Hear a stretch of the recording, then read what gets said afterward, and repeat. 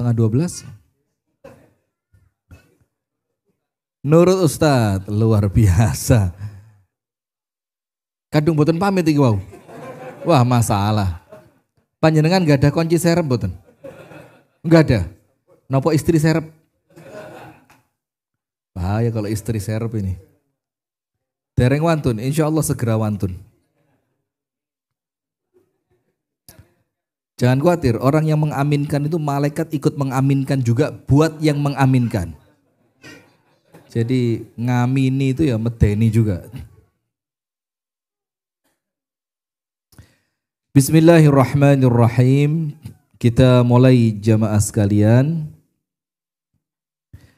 Assalamualaikum warahmatullahi wabarakatuh.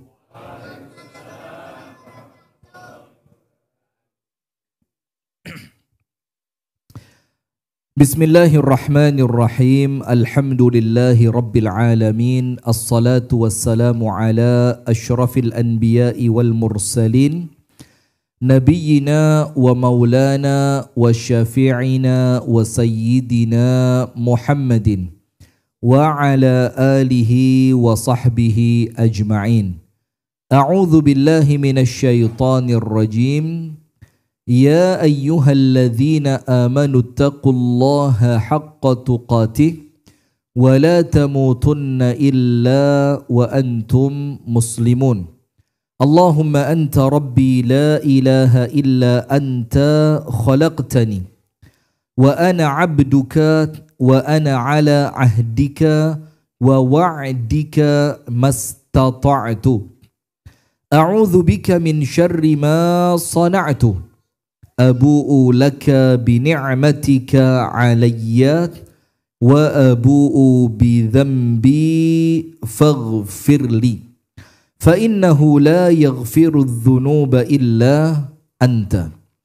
Amsayna ala fitratil Islam wa ala kalimatil ikhlas wa ala dini nabiyyina Muhammadin sallallahu alaihi wasallam wa ala millati abina Ibrahim hanifan musliman wa ma kana minal musyrikin amma ba'du.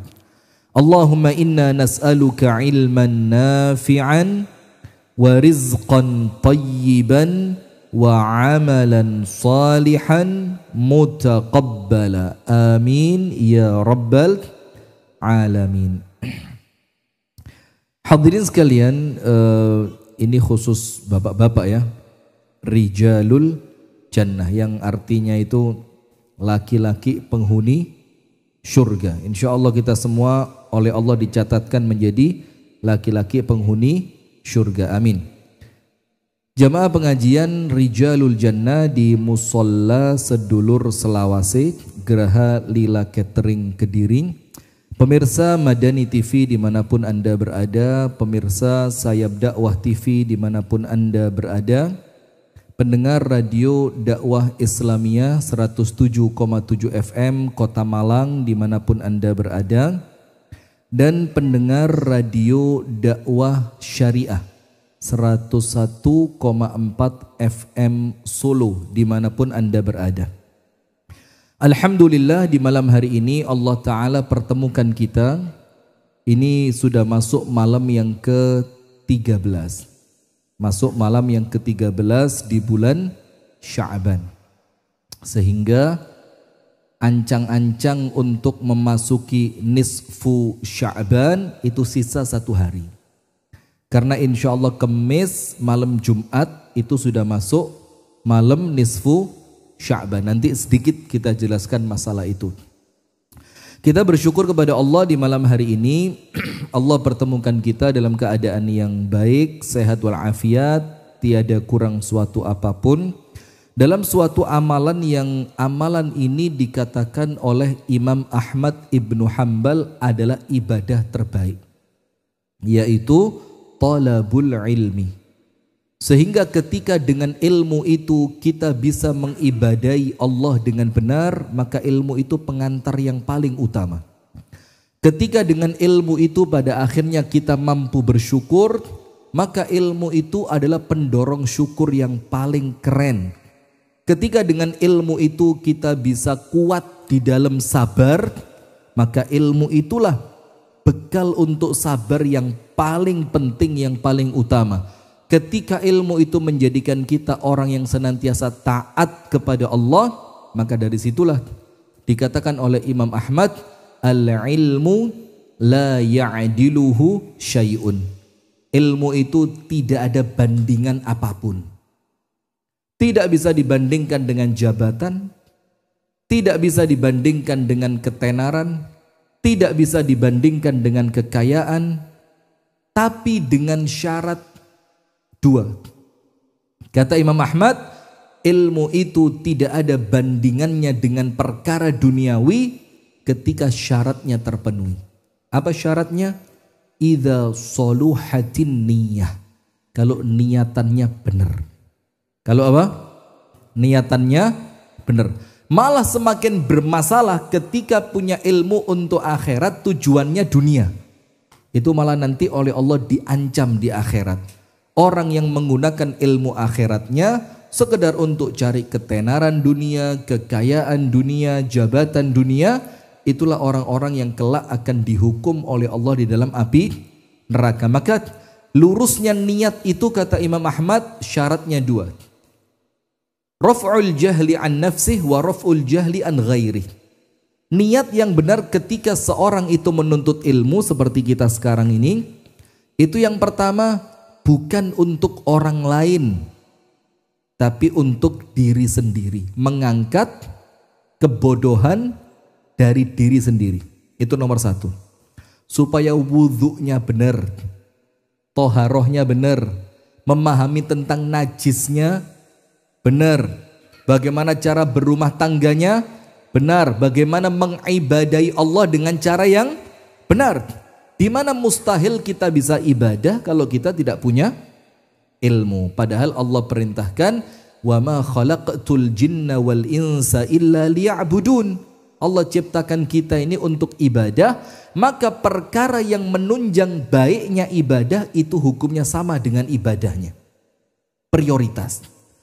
Yang kedua, kata Imam Ahmad, mengangkat kebodohan dari orang lain. Nomor satu, dari siapa? Diri sendiri. Jadi gak usah usil tolah-toleh, keliru, salah, bid'ah, ini musyrik. Gak usah tolah-toleh dulu. Ngoco awae dewi. Jadi kita ini cek, saya ini dengan ilmu yang saya pelajari cocoknya di sebelah mana, ndak cocoknya di sebelah mana, sempurnanya di mana, kurangnya di mana. Terus ada niatan untuk apa? Memperbaiki dan mengintrospeksi diri. Itu kalau kita aktif di majelis ilmu. Walaupun terkadang taklim yang disampaikan itu kebalen terus. Kira bongge. Ini di musola sedulur saklawase ini, kira-kira ada juga materi yang terulang ya dari ustadz-ustadz yang menyampaikan. Bukan berarti kemudian itu menjadi tidak penting, tapi tetap menjadi penting karena boleh jadi apa yang tersampaikan sebelumnya durung mlebu njurone ati. Maka ketika diulang dengan cara yang berbeda, dengan pembicara yang berbeda, dengan intonasi yang berbeda, mungkin mlebu nang jerone ati. Karena itulah Allah ingatkan, fadzakir fa inna dzikrat tanfa'ul mu'minin. Berilah peringatan, tidak boleh berhenti terus. Wa tawasau bil haq wa tawasau bis sabr. Kenapa oleh Allah disuruh memberikan peringatan? Fa inna dzikrat, karena peringatan itu tanfa'ul mu'minin, bermanfaat untuk orang yang beriman. Maka kata Imam Ahmad, niat yang ikhlas ketika mencari ilmu ada dua. Ngangkat kebodohan dari diri sendiri supaya ibadahnya benar, dan kemudian kalau Allah beri kesempatan, Allah beri peluang, Allah beri kemampuan, juga mengangkat kebodohan dari orang lain. Salawat beriring salam semoga tercurahkan kepada uswah kita, suri tauladan kita dan kekasih kita bersama, Nabi besar, Nabi agung, An-Nabi Muhammad sallallahu alaihi wasallam, beserta seluruh keluarganya, beserta seluruh istrinya, dan seluruh sahabat serta kita semua sebagai umatnya yang setia dengan ajarannya ila yaumil qiyamah.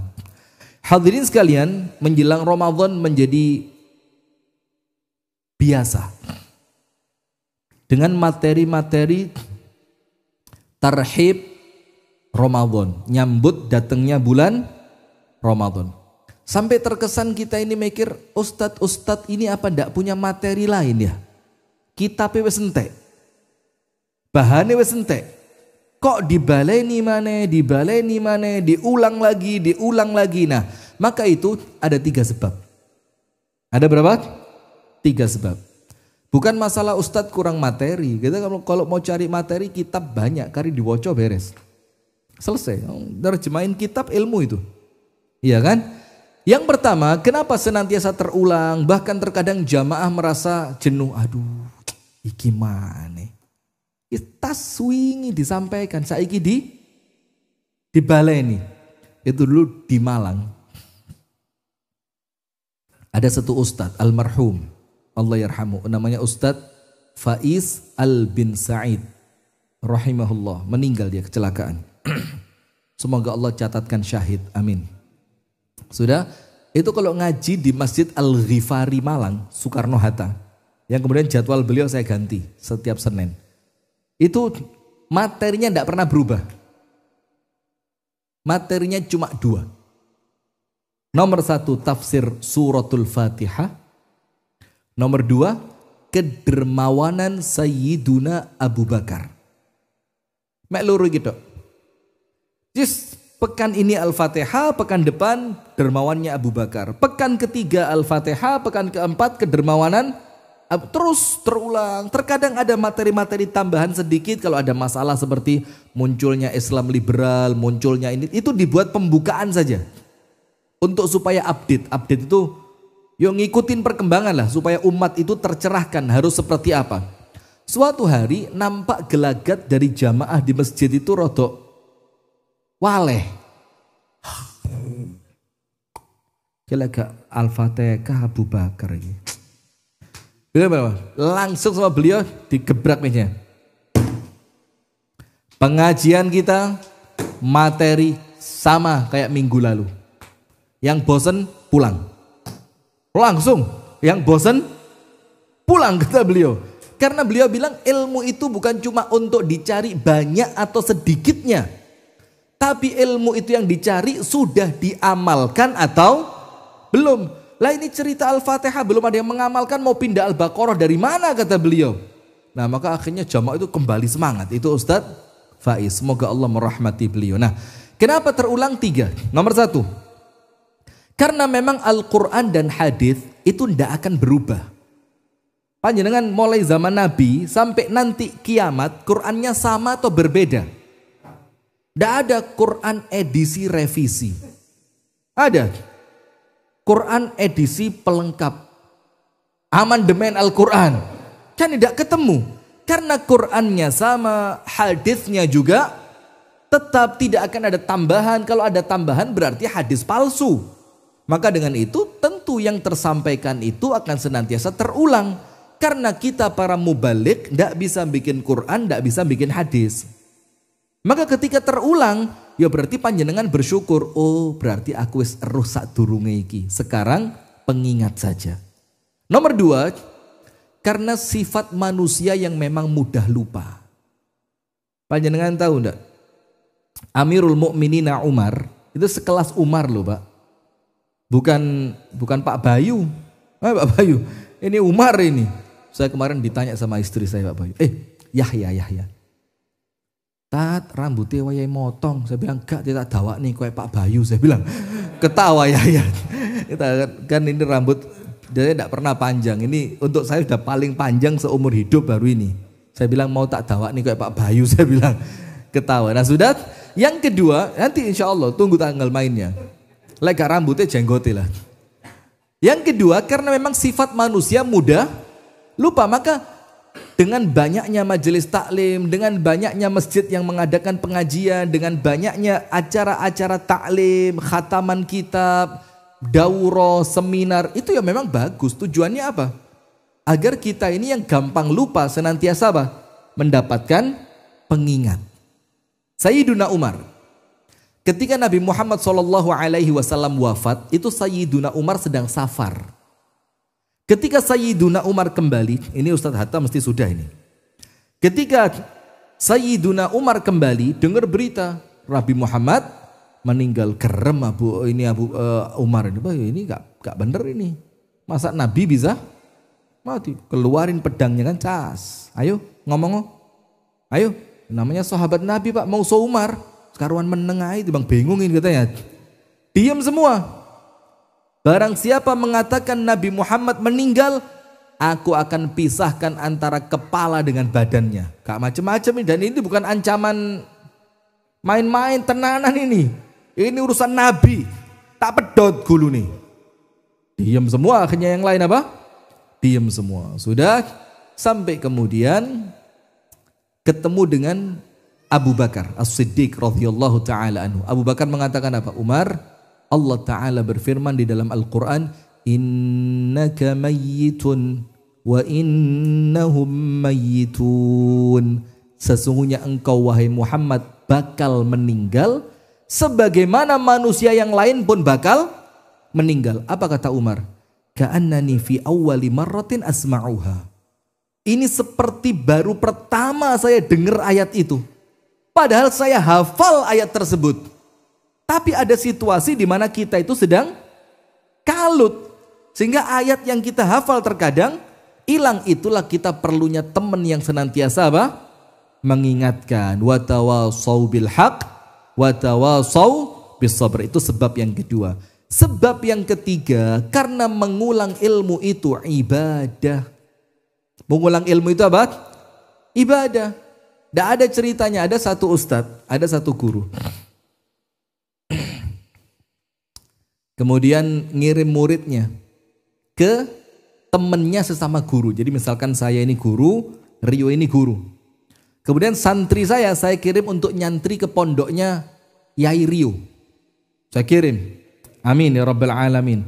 Tapi kayak wis telat kayak. Tapi siapa tahu ya kan, kalau Allah berkehendak kun fayakun, beres. Setelah santri saya sampai di pondoknya Kiai Rio, sama Kiai Rio ditanya, kalian kitab ini sudah baca? Sampun Pak Yai. Kalian pelajaran ini sudah tahu? Sampun Pak Yai. Kalian pelajaran ini sudah diajari? Sampun Pak Yai. Sama Kiai Rio, santri saya suruh pulang. Wes mulio, lapor ini. Ketika sampai di tempat saya kaget. Ngapain pulang?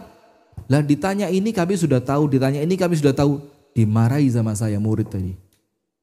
Bukan begitu adab seorang penuntut ilmu. Adab seorang penuntut ilmu itu senantiasa haus. Senantiasa tidak pernah puas dengan apa yang telah dia miliki. Sehingga siapapun yang memberikan materi itu tetap seakan-akan kita baru pertama kali mendengar. Itu Pak adabnya Pak. Begitu caranya. Nah maka para ulama zaman dulu gitu. Tidak boleh muridnya itu ketika dikirim ke tempat pondok yang lain. Tahu dereng Pak Yai. Tahu dereng Pak Yai. Supaya apa? Dia mendapatkan tambahan-tambahan ilmu. Baik. Hadirin sekalian, sekarang kita mau sampaikan hanya 3 saja. 3 persiapan terpenting menjelang datangnya bulan Ramadan. Jadi persiapan terbaik menjelang Ramadan. Kalau saya singkat menjadi 3. Nomor 1 persiapan hati. Nomor 2 persiapan ilmu. Nomor 3 persiapan doa. Hati, ilmu, doa. Apa nomor 1? Hati. Persiapan apa? Hati. Sekarang perhatikan. Ustadz, kenapa persiapan hati menjelang Ramadan adalah perkara yang paling baik? Nyiap no hati, mantep no hati, ngeresi hati, kemudian apa menjadikan hatinya itu bersih dari dosa, itu ternyata persiapan terbaik menjelang Ramadan. Nomor 1. Disebutkan oleh Nabi besar Muhammad sallallahu alaihi wasallam, ala fa inna fil jasadi mudghah. Di dalam diri manusia Ada segumpal darah, daging atau apalah ya, mudghah, segumpal darah. Idza saluhat, kalau yang satu gumpal darah ini saluhat, api. Kan jantung kita itu Pak gedene sak genggaman tangan Pak. Jadi monggo panjenengan coba itu sak gitu jantung panjenengan itu. Maka Rasulullah bilang bukan besar, segumpal tok sak menit ae. Juguk juguk juguk juguk. Dia apa? Mompa. Tapi kalau yang satu ini baik, apa kata Nabi Muhammad? Dia memompa kebaikan ke seluruh tubuh. Jadi yang dipompa itu darah yang baik. Kefikiran tembus jadi husnudzon. Datang ke tangan tembus jadi tangan yang bermanfaat. Datang ke perut tembus memakan makanan yang halal. Itu kalau segumpal darahnya tadi apa? Baik. Wa in fasadat, tapi kalau yang satu ini rusak, apa yang terjadi? Fasada sairu jasadi, mulai kepala sampai ujung kaki semuanya rusak. Berarti penting enggak hati ini? Luar biasa. Nah, sekarang membersihkan hati, yang pertama karena memang kita tahu hati ini generatornya amal. Ayo Pak, orang kalau ikhlas nyapu lapangan bal enteng, ikhlas.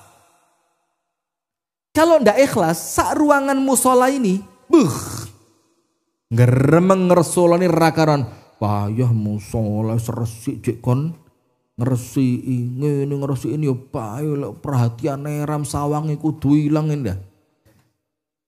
Pasang status lagi, wah top sudah kan? Karena faktornya apa? Hati.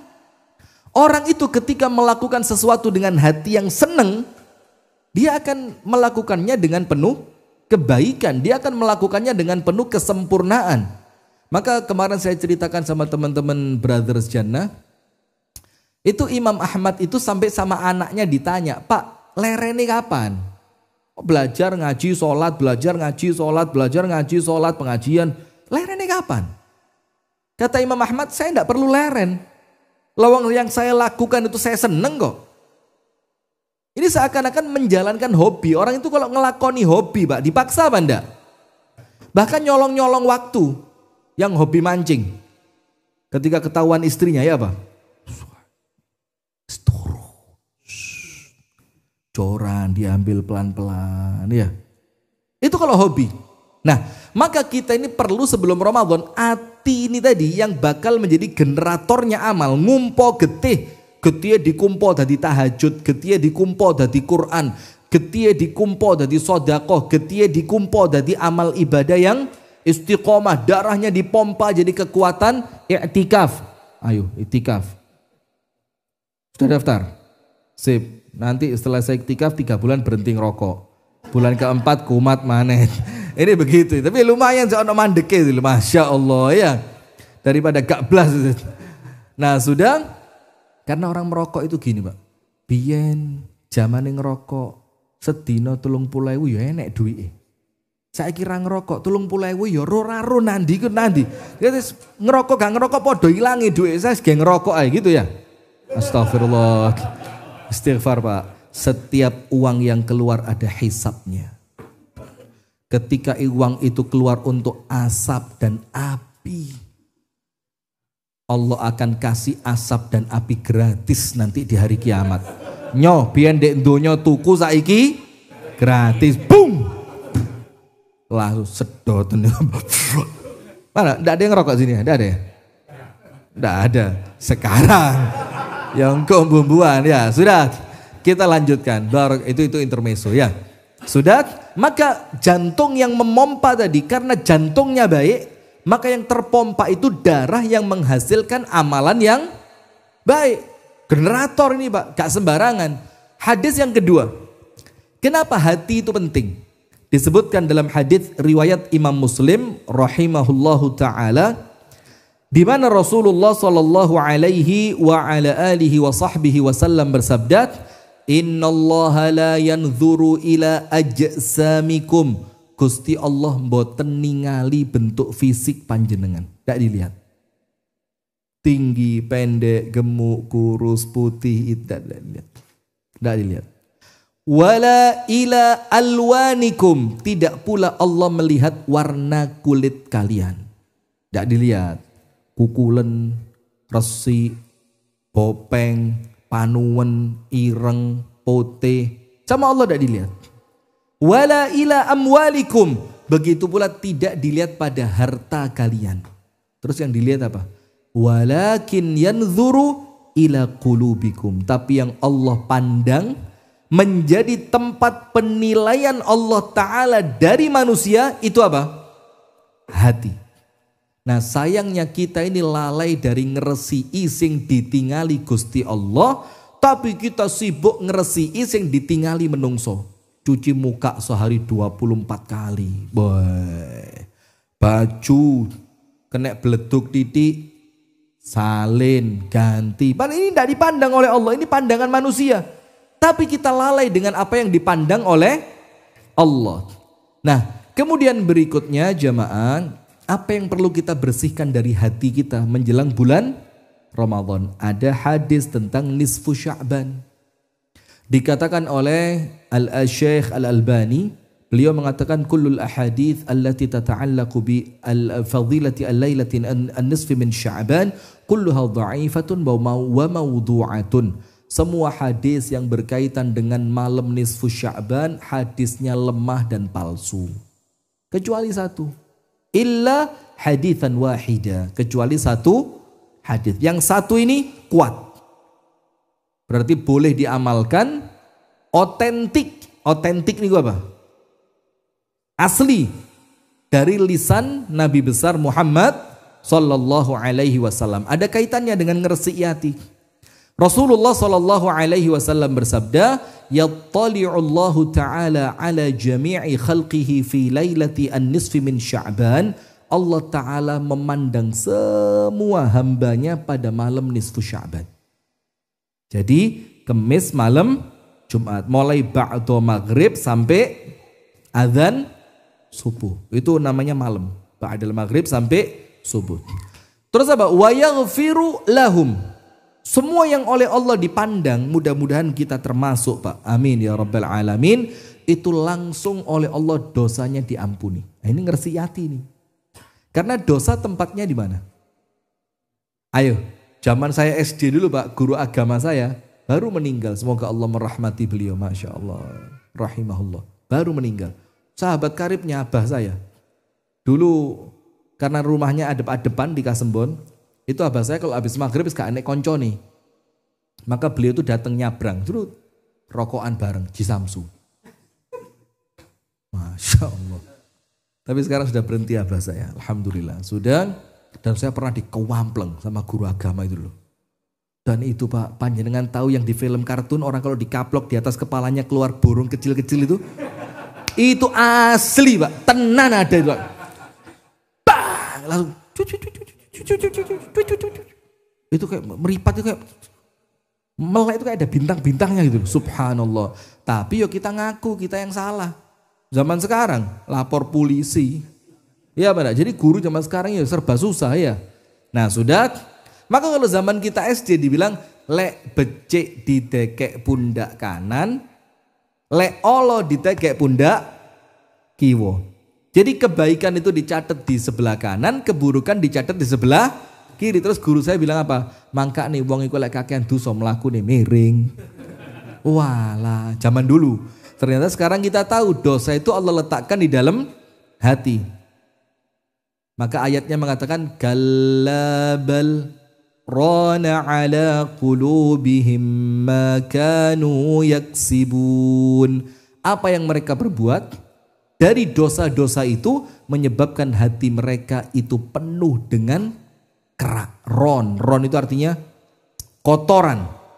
Ron itu artinya kerak, kotoran, penutup yang menjadikan hati mereka tidak bisa ditembus oleh hidayah. Fi qulubihim maradun fazadahumullahu marada. Hati mereka penyakitan karena tidak bisa ketembus hidayah, penyakitnya tambah akeh. Na'udzubillah min dzalik. Nah, maka oleh Allah dosa kita diampuni Pak. Nah dosa diampuni pada malam nisfu Sya'ban itu ada isyarat, bukan tekstual kita baca hadis.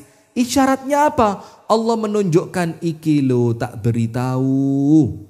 Amalan terbaik untuk nyambut Ramadan itu atimu resi ono tekok dosa. Sehingga oleh Allah dikasih contoh, langsung dipraktekkan sama Allah, tak ampuni dosamu. Tapi kata Imam Nawawi, orang yang malam itu dosanya diampuni, maaf bukan Imam Nawawi, saya lupa, astagfirullah. Orang yang malam itu dosanya oleh Allah diampuni, siapa? Bukan orang yang malam itu menghabiskan malamnya untuk tidur dan lalai. Tidur itu apa? Ya tidur. Lalai itu apa? Duduk di ndelesep.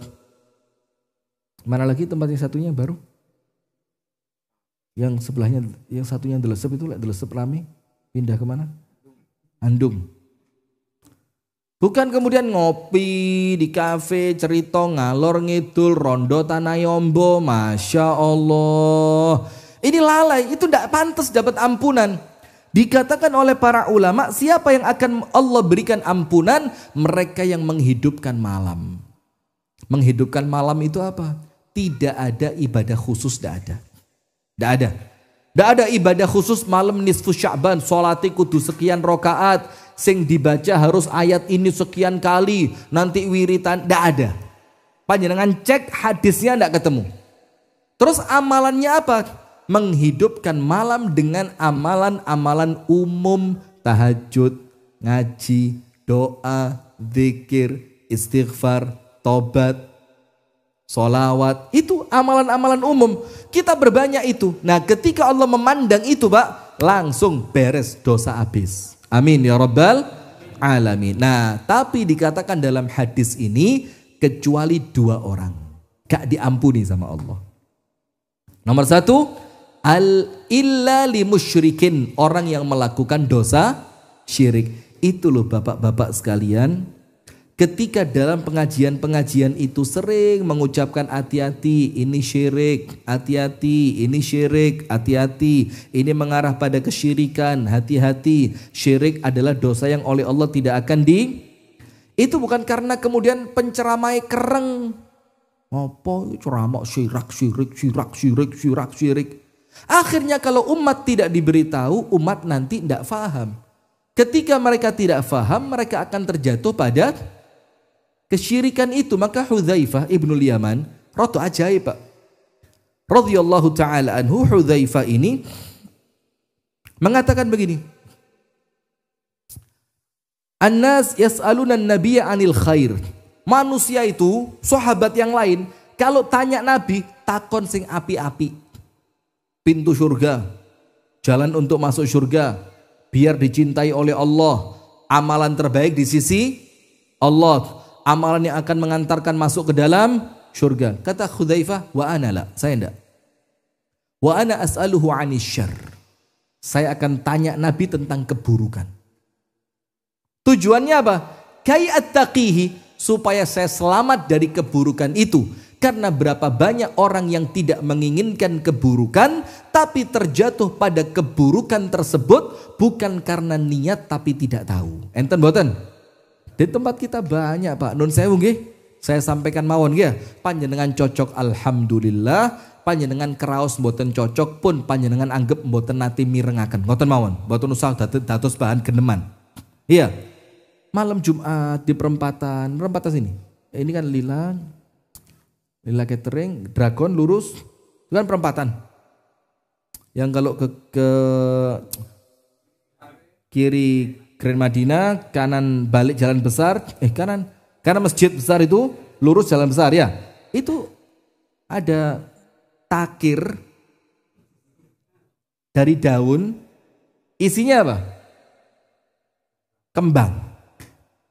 Ini Pak, non sewu, kita tidak pernah usil, gak tahu buat apa sih kita usil itu. Lawang itu amalannya orang lain. Tapi kemudian ketika yang mengamalkan itu adalah orang yang ngakuni Islam, itu kita punya tanggung jawab. Sebagai bentuk rasa kasih sayang. Karena panjenengan ngaku Islam. Sementara Islam tidak seperti itu. Karuan kalau memang ngakunya dari awal bukan Islam. Kita akan katakan apa? Lakum dinukum waliyadin. Orang Islam anti ganggu agama lain, anti. Tidak mungkin kita ganggu. Orang Kristen mau kebaktian ya silahkan. Orang Hindu mau berangkat ke tempat ibadahnya ya silahkan. Selama mereka tidak mengganggu kita. Nah, maka dengan itu kajian-kajian tentang syirik itu Pak, bukan sesuatu yang medeni. Apa sih ngaji kok syirik tok ae? Yai kok kereng ojo-ojo wahaboy. Nah, ini kalimat-kalimat provokatif akhirnya. Nah, padahal syirik itu dosa yang oleh Allah tidak akan diampuni kalau orangnya tidak tobat. Kalau orangnya tobat pripun? Ya diampuni. Nah, yang pertama yang tidak akan mendapatkan ampunan dari Allah pada malam nisfu Sya'ban, siapa? Musyrik. Nah, sekarang diingat-ingat Pak. Ya mungkin zaman dulu lah, dereng ngaos ya. Zaman dulu mantu pas usumudan golek tukang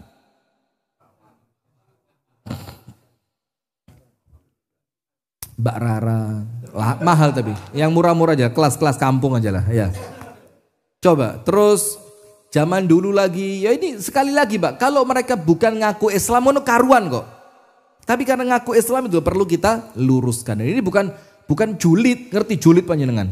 Julid itu kepingin tahu urusannya orang, ikut urusannya, ikut campur, kepo. Enggak, ini karena kita punya tanggung jawab. Mau mantu, lo yo ke panjenengan wetone nopo? Lah niki wetone ngeten. Oh, mangke saged tapi temune kudu tanggal. Lah, itu kan menganggap ada tanggal sial, ada tanggal, itu yang oleh Rasulullah dikatakan at-tiyarah, tatayyur. Dan Rasul katakan at-tiyaratu syirkun, tatayyur itu syirik. Nah, maka ini bukan wah kerengera mesti pokoknya brewoke dawa, kelambine gamis iki iso didelok arahe mesti rono iki. Nah, padahal pengajian saya itu Pak umumnya kajian keluarga. Ya jarang, cuma kalau memang perlu disampaikan ya tentu kita sampaikan. Yang kedua, siapa yang tidak diampuni? Musyahin. Musyahin itu orang yang bermusuhan belum berdamai. Sama saudaranya musuhan. Bahkan orang tuanya. Pak D, Bude, Pak Le, Bule, sama Mbah Yud, Bauti. Sama misanan, sama ponaan, sama besan. Eker-ekeran kok belum berdamai. Maka itu yang nanti malam nisfu Sya'ban dia tidak dapat jatah ampunan. Masih yo tahajudnya 1000 rakaat. Apalagi gak tahajud. Wong tahajudnya gak diampuni.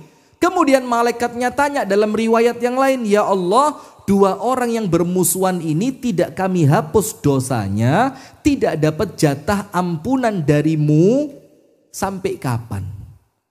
Dijawab oleh Allah Ta'ala kepada malaikatnya, hatta yastaliha, sampai keduanya berdamai. Wawuh. Sampai keduanya apa? Berdamai, saling memaafkan. Nah, maka hati-hati Pak, itu nomor 1 persiapan apa? Hati. Kenapa perlu persiapan hati? Karena hati generatornya amal. Kenapa perlu persiapan hati? Karena Allah memandang manusia bukan pada fisiknya tapi pada hatinya. Dan hadis tentang nisfu Sya'ban menceritakan mengenai pentingnya membersihkan hati dari permusuhan. Karena orang yang masih bermusuhan, oleh Allah dia tidak akan mendapatkan jatah ampunan. Sip, sekarang tips ngeresi hati. Bagaimana? Kata persiapan terbaik membersihkan hati. Bagaimana ngeresi hati? Panjenengan pados sabuduk. Cari apa? Cari apa? Sabuduk. Nanti sabuduknya dibawa ke masjid, panjenengan nyaponi masjid sambil istighfar. Astagfirullah, astagfirullah. Nah, itu resi hati ini. Bukan sabu kayak nyaponi hati, bedo sabune ya. Nah, maka bagaimana cara membersihkan hati? Nomor 1, at-taubatu an-nasuh. Tobat sing tenanan.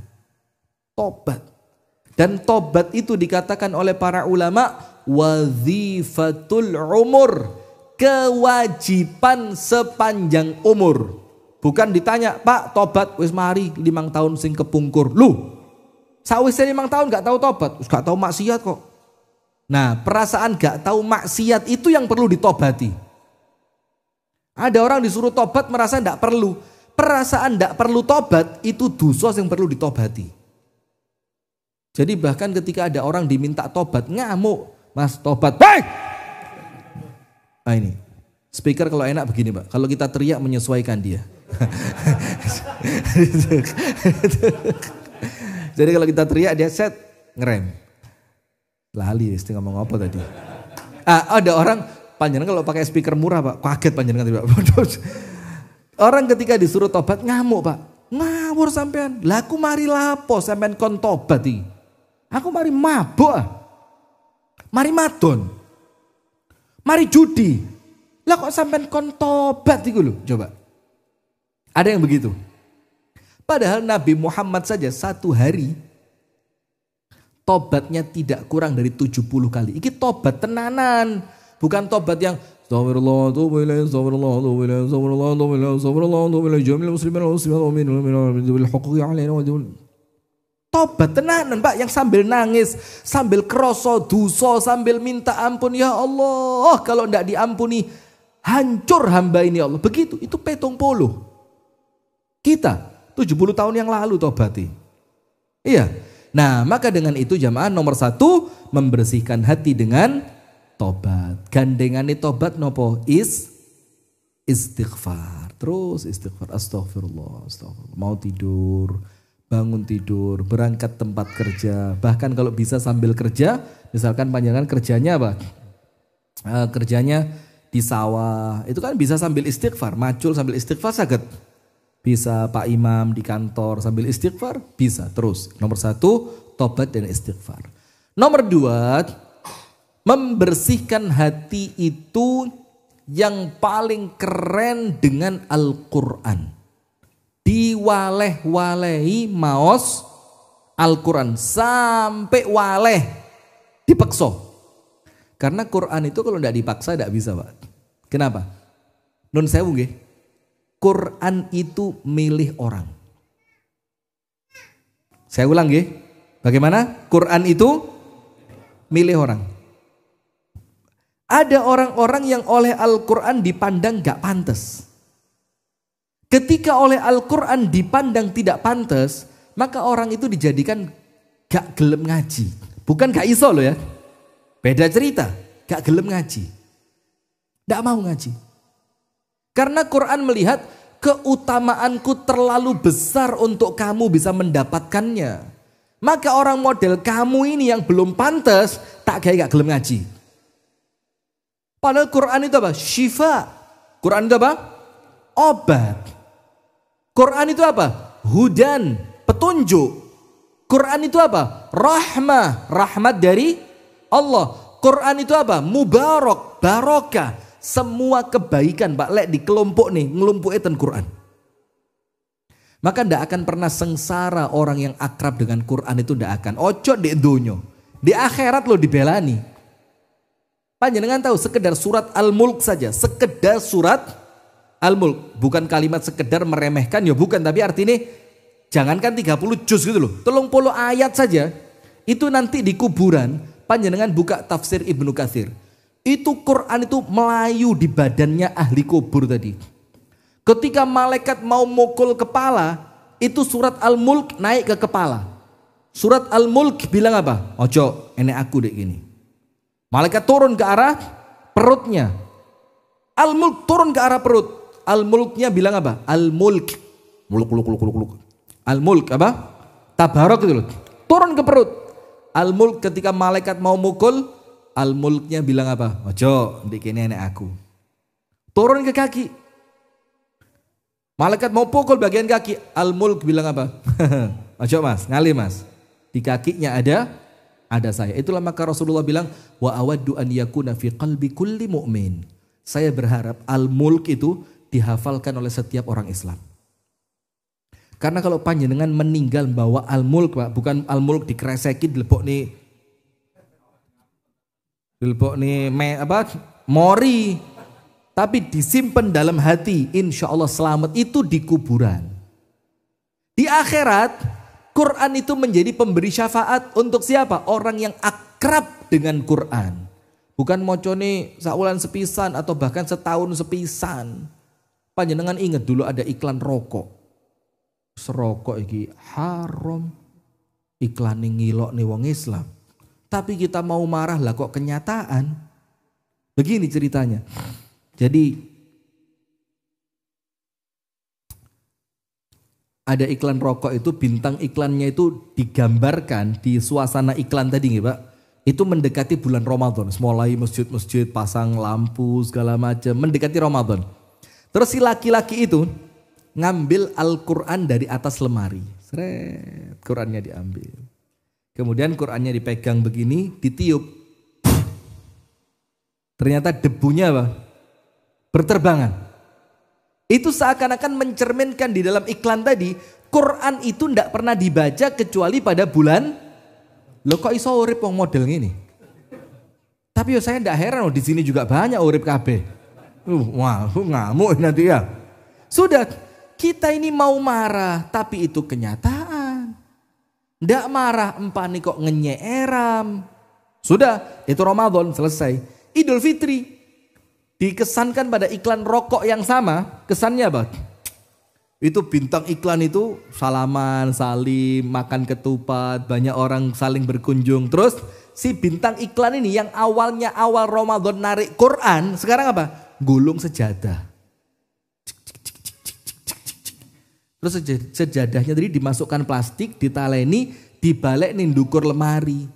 Ada tulisannya, sampai jumpa Ramadan tahun depan. Sami mboten dan ngriki. Lain ya, di sini jangankan Ramadan, gak blas ya. Itu saya lumayan saulan ngaji, saulan sholat. Sini gak blas. Luwih nemen lah. Nah sudah, maka hadirin sekalian, yang nomor 2 yang paling bagus untuk ngeresi hati apa? Quran. Nomor 1 apa? Tobat. Nomor 2, Quran. Nomor 3 apa? Majelis ilmu. Majelis ilmu itu sarana terbaik untuk membersihkan hati. Sip, nomor 1 selesai. Nomor 2, nomor 3 singkat saja. Sekarang persiapan terbaik yang kedua. Persiapan terbaik pertama apa tadi? Ngeresii hati. Karena hati itu generatornya amal. Hati itu letak pandangannya Allah. Hati ini yang menjadikan kita itu ringan atau berat di dalam ibadah. Apa dalilnya? Ketika Nabi Muhammad menceritakan mengenai hadis tentang nisfu Sya'ban, salah satu yang tidak diampuni adalah orang yang hatinya terkotori dengan syirik dan hatinya terkotori dengan permusuhan. Maka harus dibersihkan. Tobat, Quran, ilmu. Persiapan kedua, yang paling baik untuk nyambut Ramadan, ilmu. Ilmu. Orang bisa sabar karena punya ilmu. Panjenengan tahu petani padi? Petani padi, Pak, kalau tidak punya ilmu, nandur pari, ceret. Seminggu pertama yang keluar apa? Daun yang percis menyerupai rumput. Kok suket? Sing tak tandur lah pari. Lah kok suket? Tenang. 2 minggu panggah suket. Saulan, loh kok sik tetep? Kalau ndak punya ilmu, lah apa gak karuan nandur suket? Ndak punya ilmu. Tapi kalau punya ilmu, oh biarin seminggu suket, saulan suket, saulan setengah suket, 2 wulan seminggu, ndak mulai. Panjenengan lah kok kalah kalianku loh Pak. Bukan petani ya. 2 bulan seminggu mulai keluar satu yang nanti bakal menjadi tempatnya bulir padi. 3 bulan seminggu panen selesai. Karena punya, orang bisa bangun sholat tahajud Pak, ngantuk. Jujur Pak, orang yang tahajud bukan ndak ngantuk loh Pak. Lalek gara-gara ngantuk gak tahajudan, sak donya gak tahajud kabeh. Tapi lucunya umat Islam ini ketika ditanya kenapa tidak tahajud? Ngantuk. Lu remeh sekali. Ibadahmu cuma kalah dengan yang namanya la ilaha illallah. Mana orangnya? Sebelah sini ternyata. Kalah mek ngantuk loh. Ngantuk itu loh apa, Pak? Kok lemah sekali kita ini kalahnya hanya mungsuh? Ya Allah. Ndak subuhan boten. Kenapa? Karipan. Lu. Lah nanti ketemu Gusti Allah lak kisinan ini. Purun pundi? Surga napa neraka? Surga Gusti, surga. Lah aku ngantuk neraka ya. Akhirnya keliru masukkan masuk mana? Na'udzubillah min. Artinya kan repot sekali. Nah maka yang kedua ilmu. Kenapa? Ilmu itu jamaah. Orang kalau punya ilmu, insya Allah ilmu itu akan mengantarkan dia untuk kebaikan. Saya punya cerita ini, kisah nyata. Guru kami. Sering saya ceritakan tapi di tempat ini belum pernah. Mudah-mudahan jadi tambahan ilmu buat kita semua ya. Amin. Orang Sudan. Namanya Ustadz Afrika. Sudan Afrika. Tapi Sudan itu musta'arab. Musta'arab itu karena memang berbahasa Arab. Dan bahasa Arabnya bagus. Maka dibilang walaupun Afrika tapi dimasukkan bagian Arab. Karena berbahasa Arab. Namanya musta'arab. Nah di Sudan ini ada dosen kami dulu. Namanya Al-Ustadz Jazuli Rehal Amin. Angin yang membawa keamanan. Namanya bagus. Rehal Amin. Sudah meninggal beliau. Semoga Allah merahmati beliau. Itu kalau sama murid kayak nganggep seperti anak. Baik sekali Masya Allah. Sudah. Suatu hari Ustadz Jazuli itu tanya di kelas ini. Dan kita kalau dengar orang Arab nawani umroh. Itu mesti yakin budal tenan. Karena kita yakin mereka itu kan orang Arab. Punya channel. Kadang-kadang mereka dapat undangan gratis. Sehingga kalau mereka bilang. Ini Ustadz Jazuli tanya. Di awal jam sekolah ini. Jam kuliah. Man minkum yuridu al-umrah.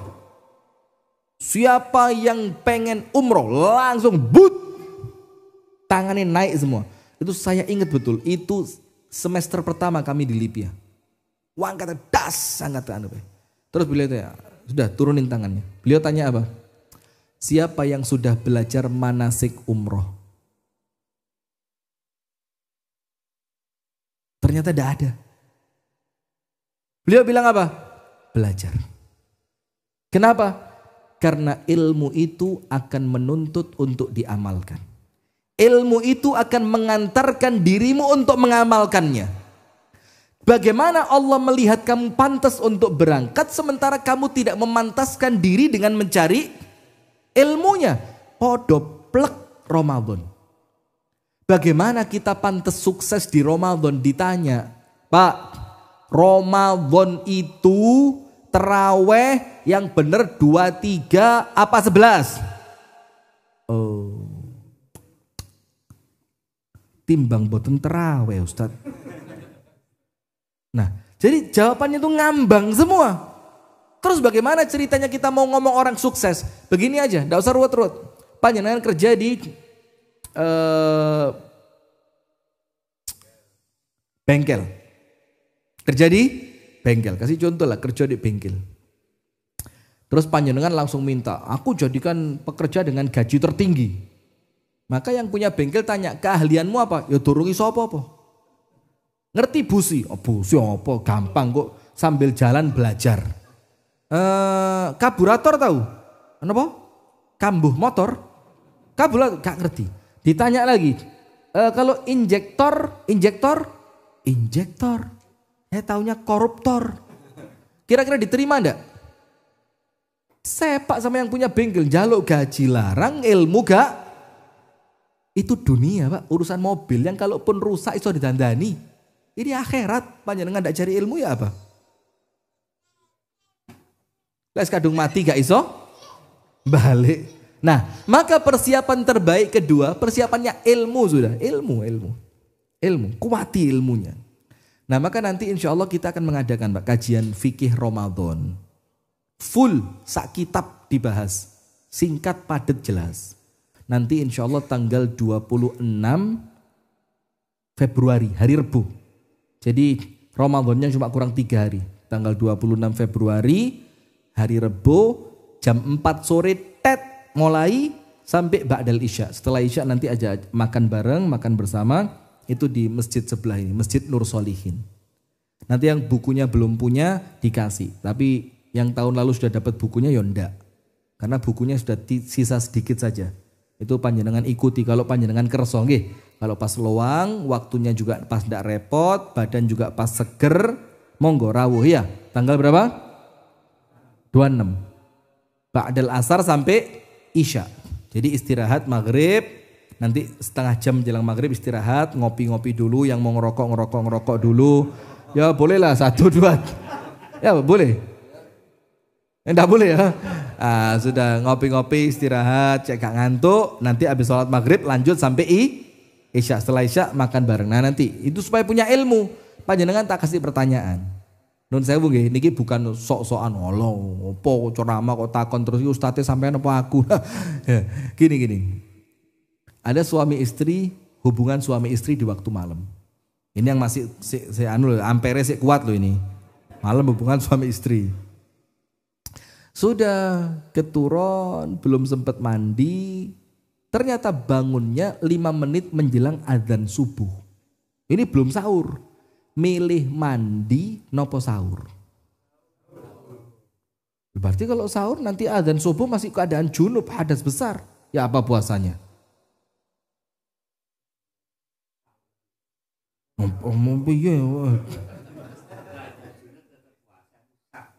Sah. Nah, bisa jawab mantep karena apa? Nah, karena ilmu. Begini, ini saya gampang. Hubungan suami istri. Nanggung, Pak. Turung selesai, Pak. Kurang titik. Adzan subuh. Lanjut.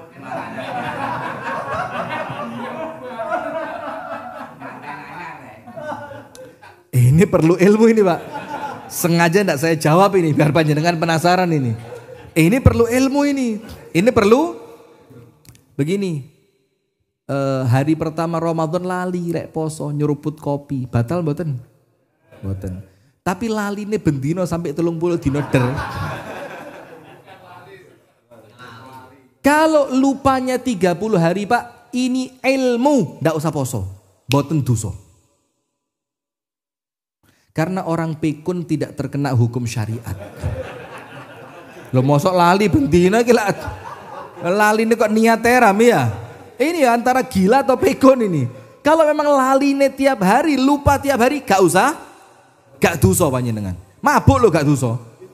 Panjenengan nyekel bintang gitu. Oh marjan. Gendeng. Nah maka ndak dosa. Tapi ya mosok warna wong Arab gendeng ya. Nah na'udzubillah min. Nah maka persiapan terbaik yang kedua apa? Ilmu. Karena apa? Banyak sekali orang beribadah tanpa ilmu, niatannya ibadah, ternyata dia jauh dari peribadatan. Kenapa? Karena dia mengibadahi Allah tanpa dibekali ilmu. Nah dengan itu Al-Imam Al-Bukhari dalam kitab Sahih Bukhari itu nulis satu bab khusus al-ilmu, atau kalau ilmunya dianggap mudhafun ilaih berarti al-ilmi, karena babu al-ilmi qabla al-qawli wal-amali, bab yang berbicara tentang wajibnya berilmu sebelum berbicara dan beramal. Berarti kalau nanti masuk bulan Ramadan, niatnya bagaimana, kalau yang menyusui gantinya seperti apa, yang hamil tidak kuat puasa bagaimana, bapak-bapak yang kerja keras dalam keadaan safar seperti apa, petugas pemadam kelaparan bagaimana, pemadam kebakaran. Nah itu semua ada ilmunya. Nah yang terakhir doa. Yang terakhir apa? Doa. Kenapa doa itu penting? Ada beberapa faktor. Yang pertama, doa itu menjadi penting karena amalannya para salaf. Karena apa? Amalan para salaf. Ngeten Pak nggih. Panjenengan kalau mendengar kalimat salaf itu bayangane harus langsung ke generasi terbaik Islam zaman Nabi. Sahabat, tabi'in, tabi'ut tabi'in. Sahabat hidup bareng Nabi. Kemudian tabi'in orang yang ketemu sahabat. Kemudian tabi'ut tabi'in orang yang ketemu tabi'in tapi tidak ketemu sahabat, tidak ketemu Nabi. Itu 3 abad pertama yang oleh Nabi Muhammad dijamin Islami mesti api. Jadi kalau kita ngomong salaf, panjenengan jangan salah pikir. Dianggap kelompok pengajian tertentu, oh belum tentu. Belum tentu. Iya, sudah sekarang begini. Kenapa doa itu menjadi penting? Karena doa ini merupakan amalannya salaf untuk nyambut Ramadan. Bahkan mereka ndonga Pak, itu mulai bulan Maulud. Mulai bulan apa? Maulud. Rabiul Awal, Rabiul Tsani, Jumadal Ula, Jumadal Tsaniyah, Rajab, Sya'ban. 6 bulan sebelum Ramadan sudah ndonga. Allahumma ballighna Ramadan. Ya Allah, pertemukan kami dengan bulan Ramadan. Mulai kapan? Panjenengan mulai kapan? Sekarang. Bahkan ada orang Pak besok poso ngertinya gara-gara masjid sebelah apa? As-sholatu sunatan tarawih rakaatan jami'atur rahimakumullah. Lulu traweh. Menilak poso, bayangin. Subhanallah. Nah ini mereka sudah berdoa. Itu menunjukkan doa itu penting. Yang kedua, doa ini merupakan bentuk keseriusan. Panjenengan, kalau kepingin sukses, ndonga mboten? Itu menunjukkan panjenengan serius kepingin sukses. Panjenengan lagi anaknya masuk kampus ambil jurusan fakultas kedokteran. Diewangin ndonga mboten?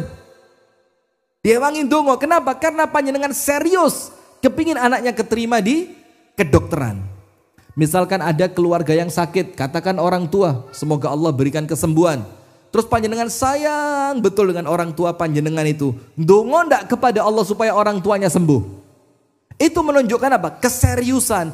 Orang kalau kepingin sesuatu tapi tidak berdoa, bohong. Saya ulang. Pret.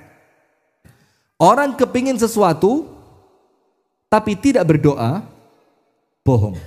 Kenapa? Semua kekuatan dikuasai oleh siapa? Allah. Yang ala kulli syai'in qadir itu siapa? Allah. Berarti kalau panjenengan menginginkan sesuatu, panjenengan tidak minta tolong kepada Allah yang maha kuasa, sombong napa mboten? Nah maka doa Pak Ramadan. Bahkan ayat tentang puasa dalam surat Al-Baqarah itu ditengah-tengahi oleh Allah dengan ayat doa.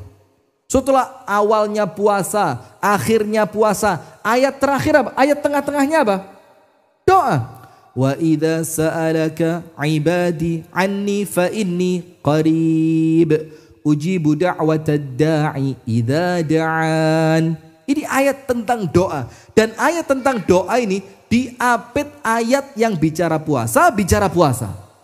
Terus para ulama mengatakan ini loh rahasianya, puasa itu erat hubungannya dengan doa. Nah, salah satu doa yang diajarkan Nabi, walaupun ini hadisnya diperselisihkan oleh para ulama, tapi boleh diamalkan untuk fadilah. Apa hadisnya? Apa doanya?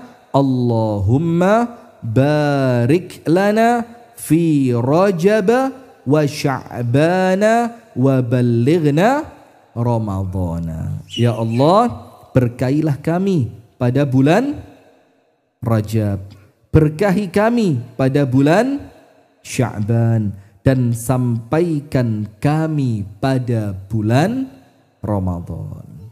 Atau doa yang lain, Allahumma sallimni ila Ramadan. Ya Allah, selamatkan aku sampai bulan Ramadan. Wa sallim li Ramadan, dan jadikan Ramadan penuh keselamatan untukku. Wa tasallamhu minni mutaqabbala, dan terimalah Ramadanku dengan kemakbulan. Itu doa. Maka buka puasa, doa. Sahur, doa. Tengah-tengahnya puasa, doa. Maka nyambutnya puasa juga dengan doa. Nah maka 3 ini jamaah, panjenengan pegang erat-erat, insya Allah Ramadannya sukses. Amin ya rabbal alamin. Nomor 1, hatinya dibersihkan. Tobat, istighfar, baca Quran, duduk di majelis ilmu. Kemudian yang kedua, mulai belajar tentang ilmu puasa Ramadan. Dipelajari Ramadan bagaimana, kalau sakit seperti apa, sunnah-sunnah di bulan Ramadan apa, yang merusak Ramadan itu apa, dipelajari. Dan yang ketiga, jangan lupa banyak berdoa. Barakallahu fikum. Itu yang dapat kami sampaikan di malam hari ini. Untuk jamaah Rijalul Jannah, mudah-mudahan tetap istiqomah.